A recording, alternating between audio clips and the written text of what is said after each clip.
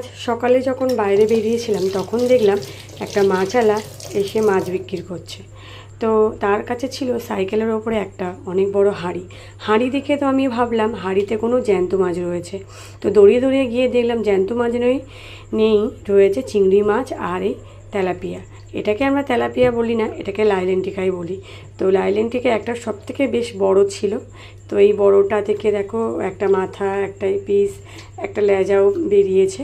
তো তোমাদের দাদাভাইকে বললাম চটপট করে মাছগুলোকে কেটে দাও, আমি রান্না করব।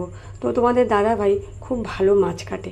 আশা করি তোমরা দেখে বুঝতে পারছো মাছটা কত সুন্দর করে কেটেছে।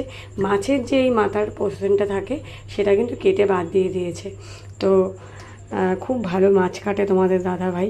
তো তাকে দিয়েই মাছটা আমি কাটিয়েছিলাম।